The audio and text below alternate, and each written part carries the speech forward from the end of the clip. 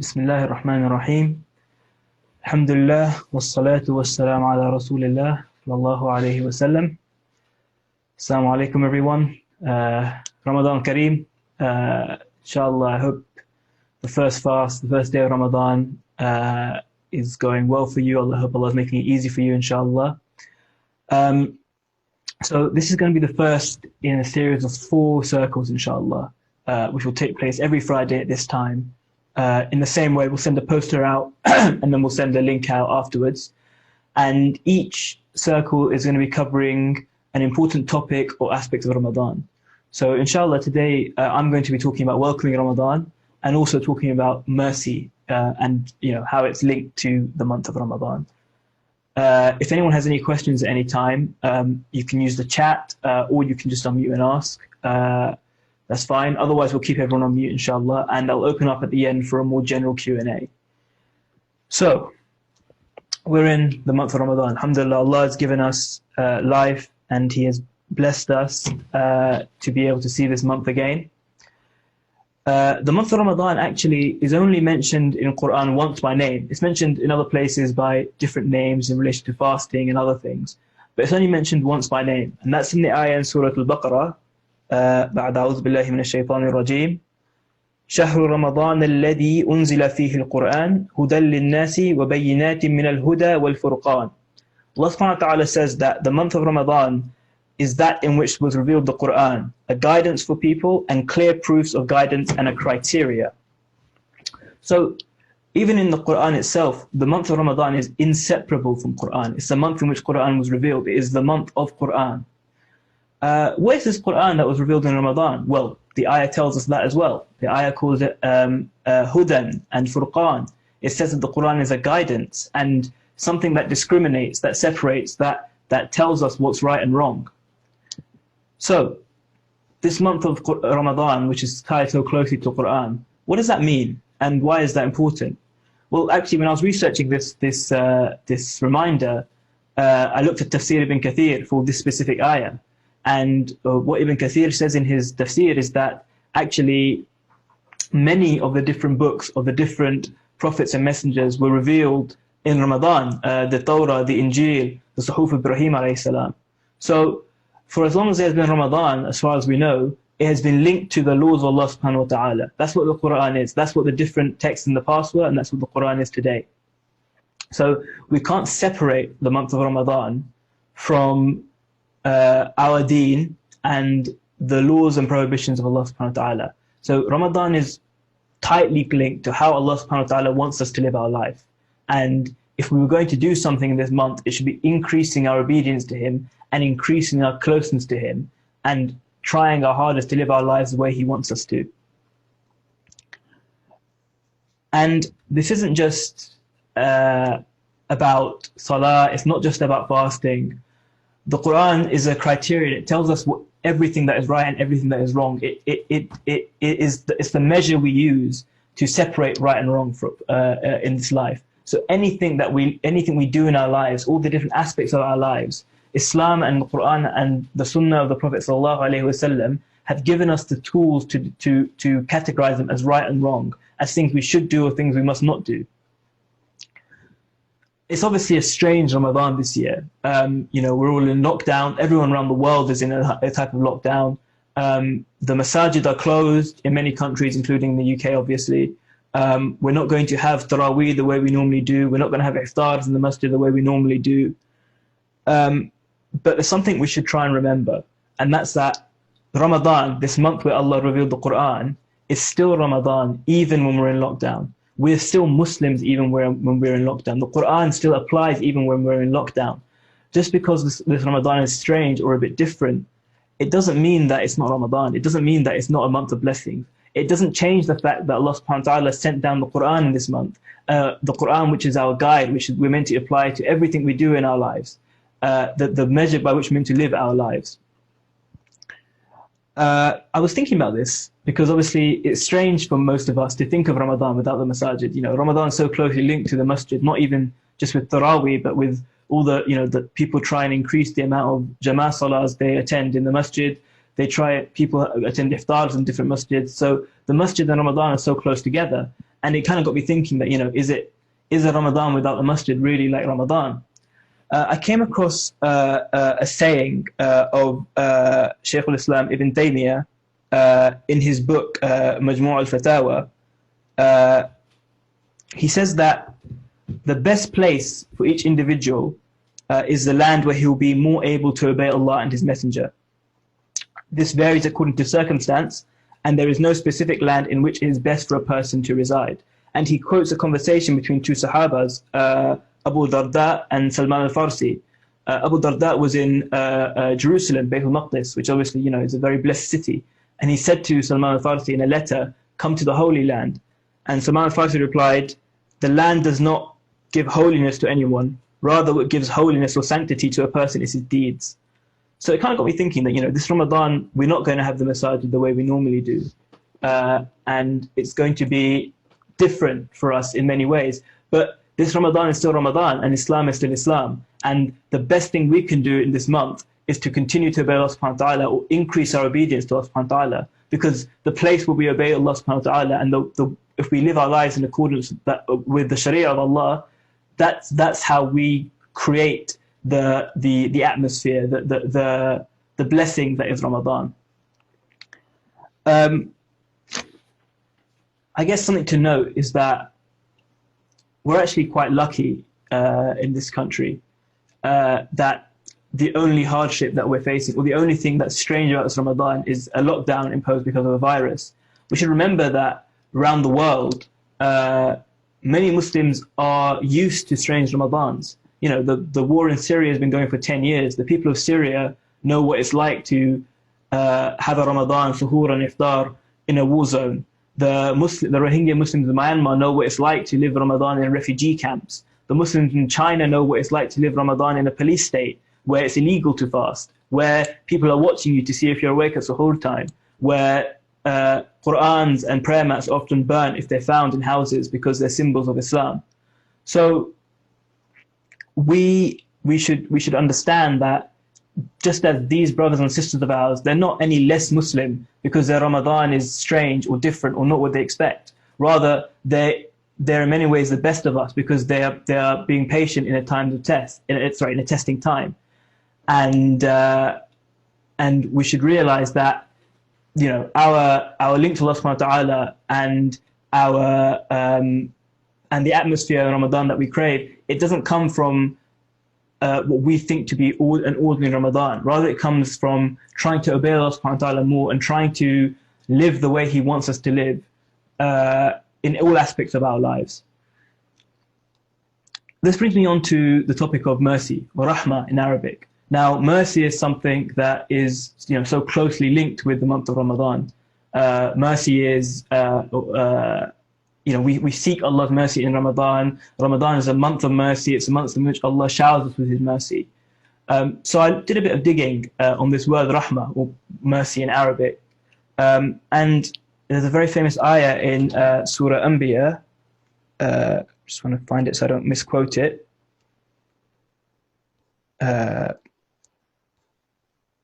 وَمَا أَرْسَلْنَاكَ إِلَّا رَحْمَةً لِلْعَالَمِينَ. Allah subhanahu wa ta'ala says, we have not sent you, O Muhammad sallallahu alayhi wa sallam, except as a rahmah, except as a mercy to the worlds. So I read up a couple of tafasir on this, and one of the mufassirin made an interesting point. He said that the word used in the ayah, alameen, worlds, that Allah subhanahu wa ta'ala sent the Prophet sallallahu alayhi wa sallam as a mercy to all the worlds, all the different communities. And that's not restricted to Muslims. So the Prophet ﷺ, and by extension the Quran that he brought, the deen that he brought, is not just for Muslims. Rather, it's a deen that brings mercy to everyone, Muslims and non-Muslims. Anyone who's touched by Islam will receives mercy in this life, and a Muslim who follows Islam and believes in it, inshallah, will receive Allah's mercy in the hereafter. So Ramadan, obviously, as we said before, is a month of the Quran, and in this time of isolation especially, we should make an extra effort to reconnect with the Quran in Ramadan. But let's remind ourselves the context of what we're reconnecting ourselves to. We're not just, the Quran is not just there to occupy a place on our bookshelves and be taken off 1 month of the year and read. Rather, the Quran is is this mercy that Allah subhanahu wa ta'ala has sent. It's this way of life, it's this criterion, it's this guide that Allah subhanahu wa ta'ala has sent to us, so that we can live our lives by it. And not just live our lives by it, we can take it out to the world. And anyone who's been following any of the news, any of the current affairs recently, with everything that's going on at the moment, people are miserable at the moment. It's a distressing time for people in all parts of the world. Their resources are restricted even more maybe than they were before. People who are used to being able to move about freely, who are used to living a comfortable life, have suddenly had to face some realities about shortages and supply and not being able to leave your home and so on. So in a time that's distressing for people, we actually have the mercy, or we actually have I should rephrase that. We've been blessed as Muslims that on our bookshelf, sitting in our houses, is the book of Allah subhanahu wa ta'ala that brings His mercy to this world. And the rest of the world needs that desperately. The rest of the world needs to know the mercy of Islam. So if we are going to spend time in this time of isolation in Ramadan, reconnecting with the Quran and maybe pondering on it a bit more than we have in the past, let's think about that. Let's think about how the Quran has come as a mercy, has come to make things better for human beings, not just for Muslims. And especially in the month of mercy and the month of Quran, it's the perfect time, the perfect opportunity to reconnect to all of this. And we should all realize and understand that actually the situation we find ourselves in, this strange Ramadan that we've entered, is actually, it's no different from any other Ramadan. Every Ramadan is an opportunity to bring ourselves close to Allah subhanahu wa ta'ala. Every Ramadan is an opportunity to reconnect with His book. Every Ramadan is an opportunity to increase ourselves in good deeds and to obey Him more and more. And we can do that in isolation. We can do that in a lockdown as much as we can in any other situation. So it's just a very brief reminder. If there's anyone's got any questions, any comments, very welcome to hear them, inshallah. But yeah, I guess the message I wanted to leave with everyone today is I guess a hopeful message, that we have Allah subhanahu wa ta'ala gave us this deen of Islam as a mercy, and we are in the month of mercy. We're in the month of Quran at the moment, and there's never been a better time to understand what that really means for us, to understand how Allah subhanahu wa ta'ala wants us to live, and how Allah subhanahu wa ta'ala wants all of us, Muslim and non-Muslim, to live, and what we as Muslims can offer the world from that, with this Quran, with this deen that Allah subhanahu wa ta'ala has mercifully bestowed on us. Inshallah, if there's any comments, questions, nothing. Okay. If that's the case, inshallah, I'll end the call. Just a reminder that there'll be another reminder next week, inshallah, on the topic of Ramadan and forgiveness. We're going to have a session on Ramadan and Laylatul Qadr, and then inshallah we'll also have a session on saying farewell to Ramadan. I've got a question. Oh, sorry. Oh yeah, go on, sure, bro. Sorry, bro, I cut you up. So my question is, Jazakallah khair for the reminder, and obviously it's it's very different this Ramadan as compared to all other Ramadans that we would have witnessed for us anyway. I've never heard it from the perspective of, even though it's not a normal Ramadan for us because we have an idea of what a normal Ramadan is. In terms of our brothers and sisters in Syria, for example, and across all of the world, the examples you mentioned, for them it's not a normal Ramadan either. Just one thought that came to mind in one question, the thought that even outside of lockdown, last year and the year before and the year before that, that's not our normal Ramadan either. It's not how it should be, because we're still living in a non-Islamic environment and where Islam isn't being implemented and so on. So even then, it's a bit of a long shot point, but I don't know if you know what I mean, in terms of it's not the norm that a Muslim would ideally want to live Ramadan in that way. So that's one point. And my other question is, my question is, in terms of Ramadan, obviously every year we hear reminders and how it's to do with Ramadan is a month of mercy and a month of forgiveness and the month that the Quran was revealed and so on. Yet a lot of us, including myself, find ourselves that throughout the year we tend to dwindle after Ramadan. So we come into Ramadan, we've got we're very motivated, we set ourselves goals and we generally increase in terms of our actions and our ibadah and etc. towards Allah, and we try and become more Islamic. Maybe we think about things a little bit more, and we're trying to read a little bit more and so on. What is your advice in terms of guarding against complacency so that that doesn't diminish as much throughout the year, and we can maybe maintain the habits that we develop and cultivate in this month, and implement them throughout the year?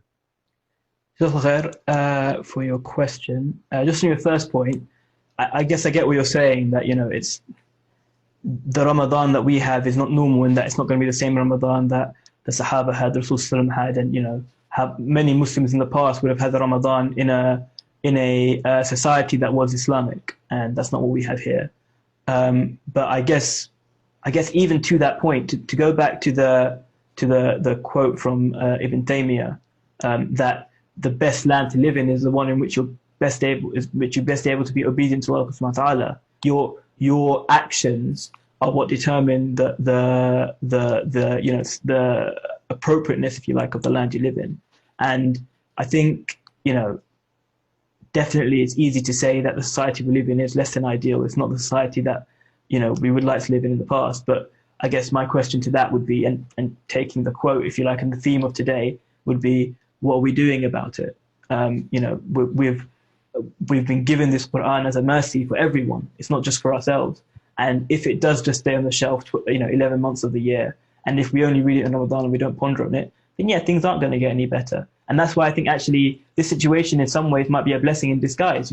This is an opportunity for us to actually look at the Quran and actually see, okay, we're in a situation that maybe we haven't faced before, and we've got more time on our hands. Let's see if there's anything in the Quran that can help us with this. Let's see if there's anything the Quran and Islam have to offer us as a mercy to the situation we find ourselves in. I think in times like this, people do think more about issues, more fundamental issues about their existence, their purpose, and stuff like that.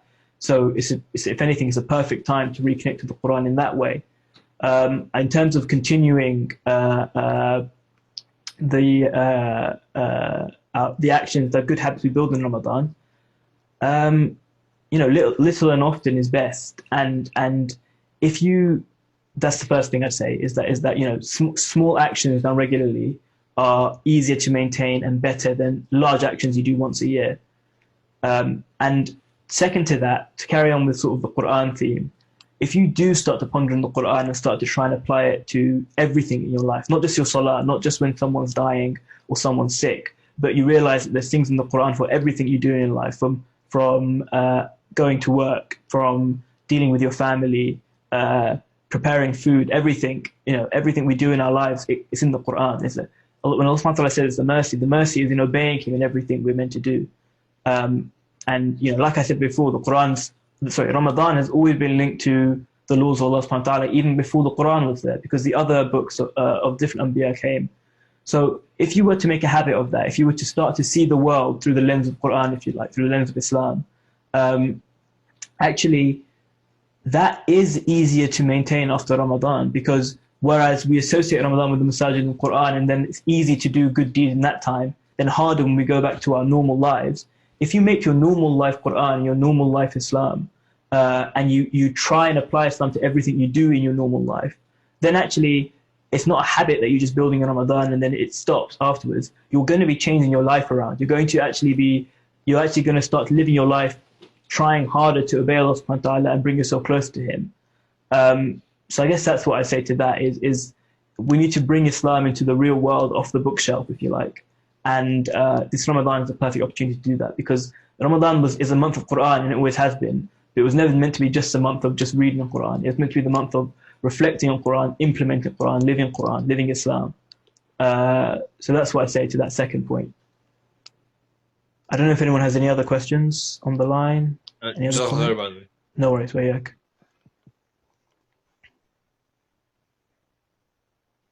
Okay, don't see anything else.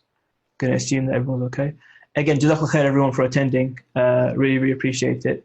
Inshallah, we'll be here at the same time next week. We'll be here inshallah the same time next week. So inshallah, when we do get the word out, do spread the word, do share it around inshallah. And as I say, we'll be here every week in Ramadan, inshallah. So please keep attending. Jazakallah khair. Assalamu alaikum wa rahmatullahi wa barakatuh. وعليكم السلام ورحمة الله. وعليكم السلام ورحمة الله.